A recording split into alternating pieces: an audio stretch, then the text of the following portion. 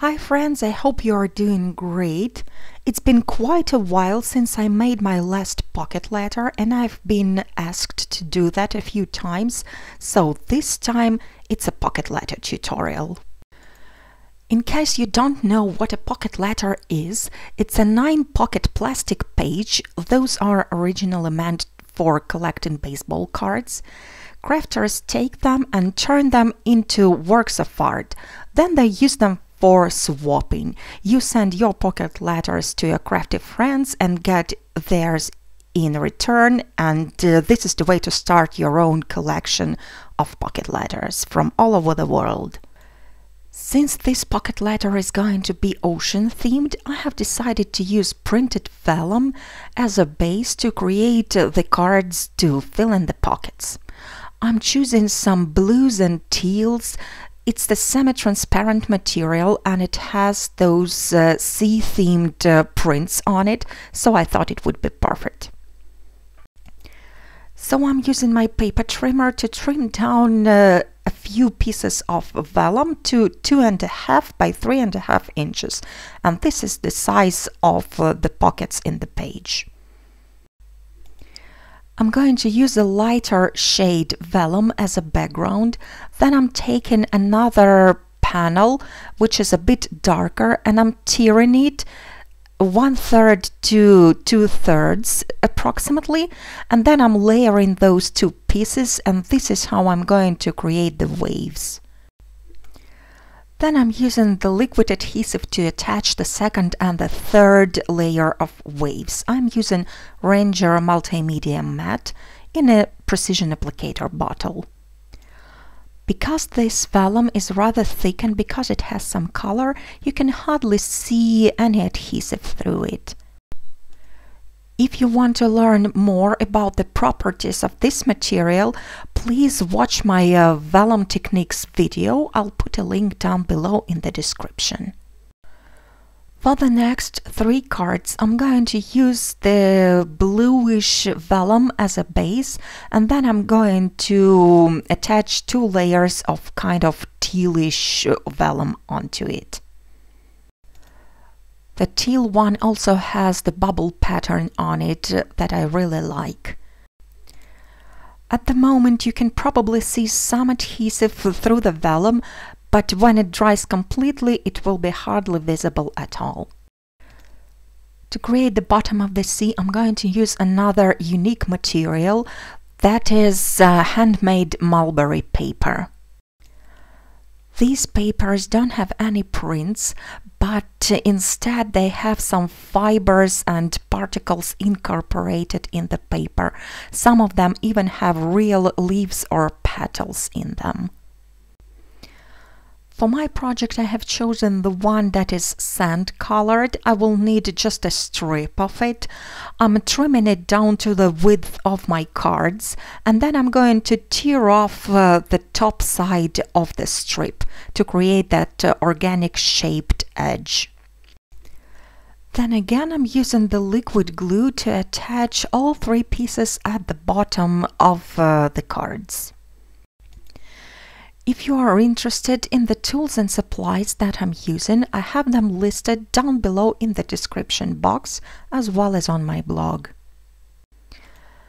Now I have all 9 cards ready to go. You can totally leave them semi-transparent as they are, but I have decided to back them up with some white cardstock. I think this way the colors seem a little bit brighter, and also the printed pattern shows a little bit better.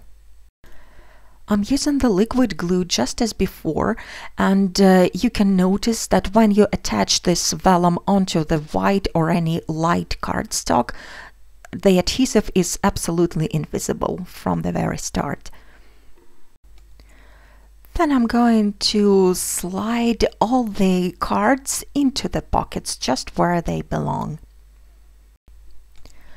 I'll be pulling some of them out later on, but for now I just want to see where everything is going to be on the finished project.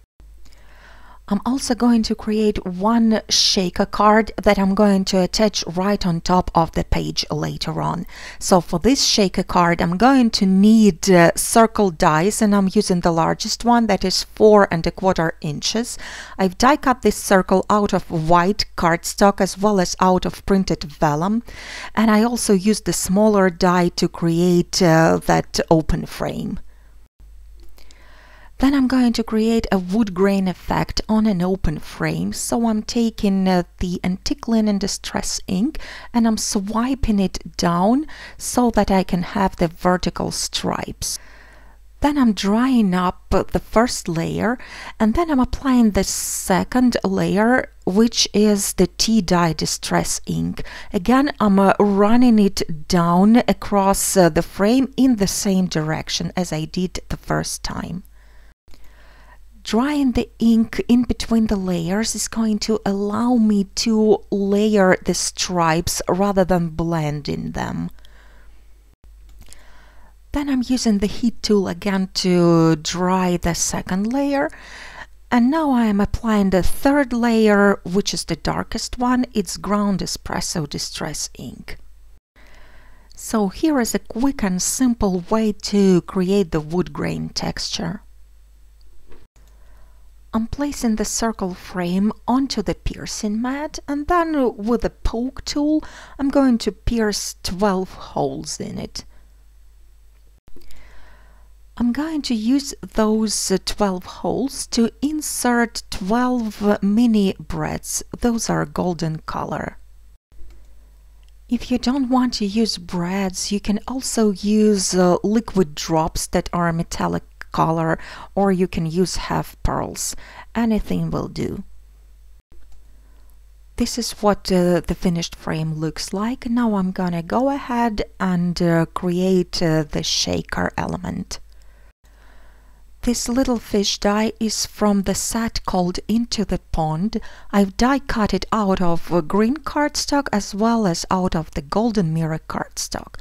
Now I'm going to position both fishes on the card, and I'm going to stick down just a green one. Then I'm applying the double-sided tape all along the edge of the circle card. I'm not using any foam tape here since I don't want any dimension on this card. Then I'm adding some of the flat confettis. I'm sprinkling them right on top of the card, trying to avoid the areas covered with adhesive. I'm using some silver gray confetti as well as the tiny silver stars.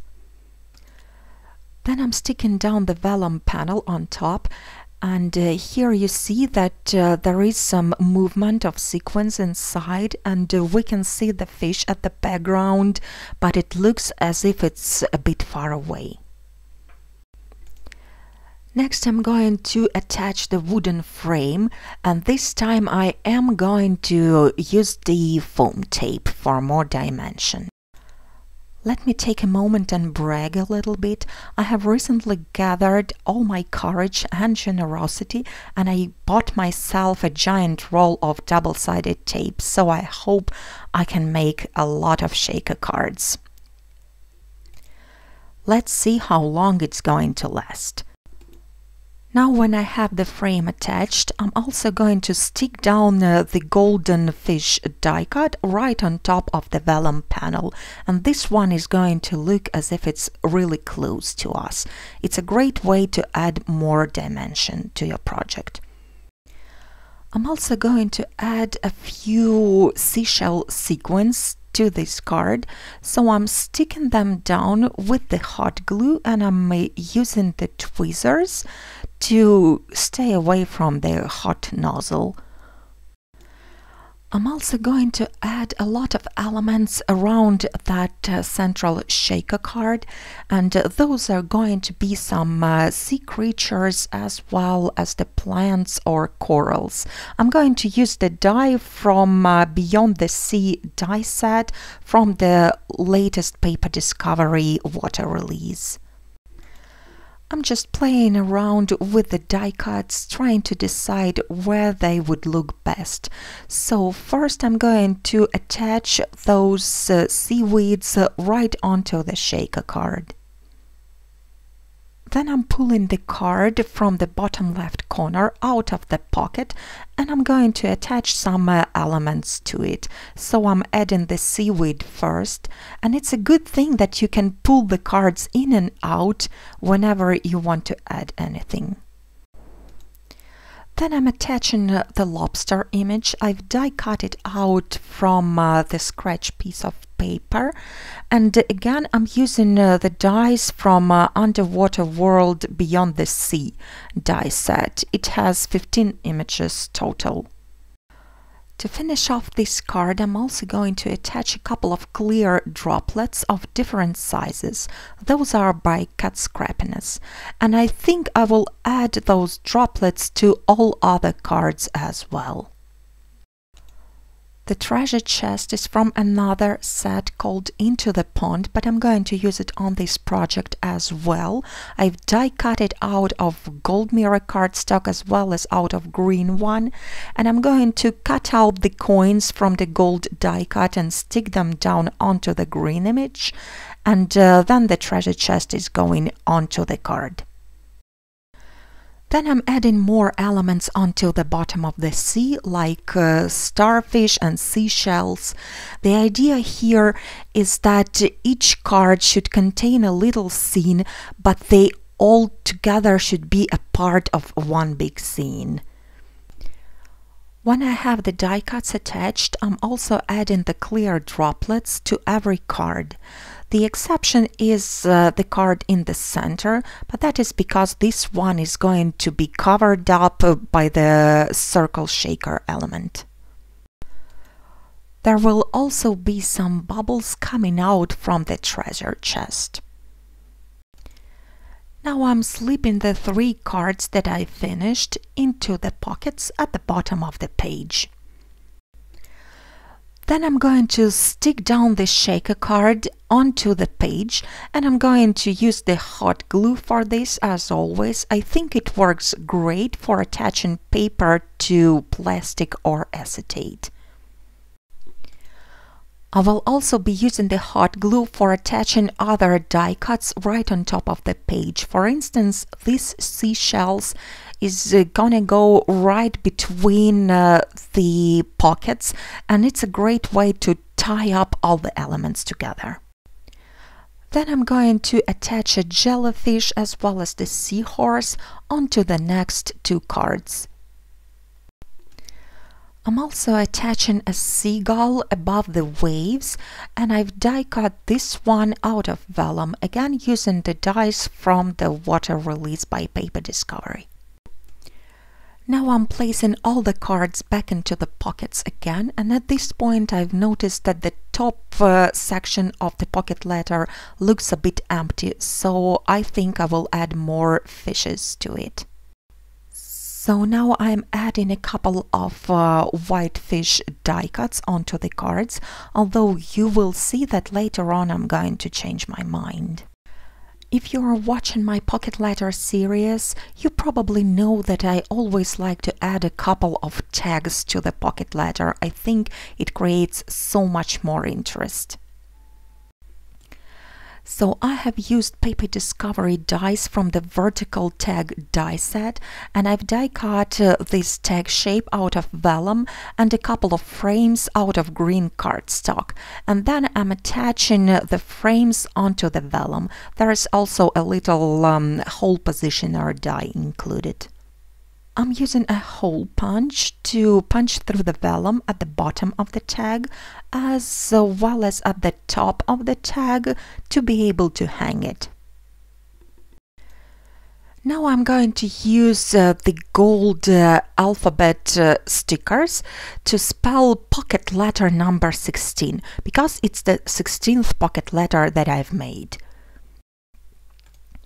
By the way, I've made the stickers myself using some gold mirror cardstock as well as the alphabet strip dies by Paper Discovery. If you want to know how to make them, there is a tutorial on my channel. I'll put a link down below in the description for you. Then I'm using a hole at the top of the tag to attach a piece of thin teal ribbon to it. I'm tying a knot above the tag and I'm trimming off the tail. I'm going to use the hole at the bottom of the tag to attach the golden tassel to it. So I'm simply feeding the end loop through the hole and then feeding the tassel through that loop again. I'm also going to add another smaller tag, and this time I'm using the die from other older die set by Paper Discovery. They are all listed in the description. So I've die cut it out of gold mirror cardstock as well as out of vellum. Then I'm flipping over the golden tag and I'm going to write down the word "C" on it. That's what it means.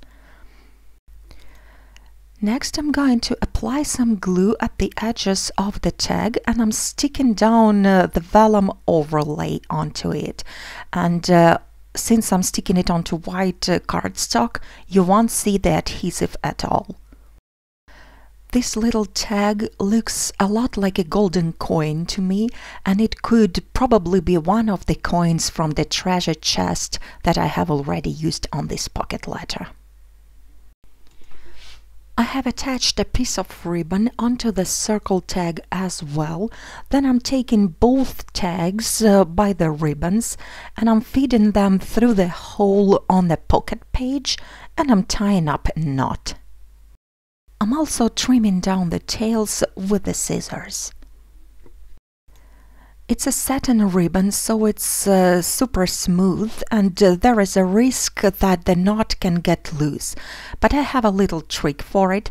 I simply take my good old liquid adhesive, I'm sticking down the needle applicator right inside the knot and I'm squeezing out a tiny amount of glue, and this way the knot is going to be fixed.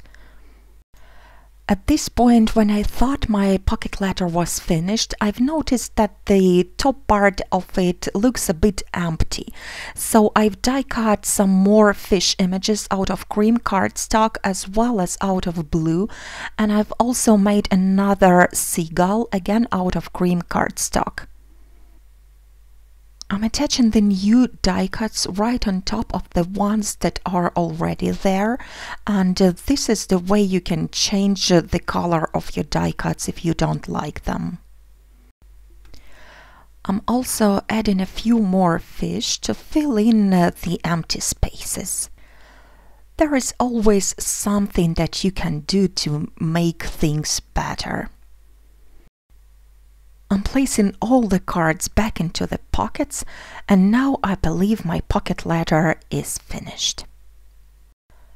And this is how my happy and cheerful sea-themed pocket letter looks like. To answer a popular question, I normally mail my pocket letters in large envelopes. They are either A4 size or 8.25 by 11, either one will work. I normally also include a handwritten letter as well as some little crafty gifts. I hope you enjoyed today's tutorial. Thank you so much for watching. If you would like to see other pocket letters that I have made, you can click on the link that you will see at the end of this video on the screen. Have a wonderful day, and I hope to see you again really soon. Bye bye.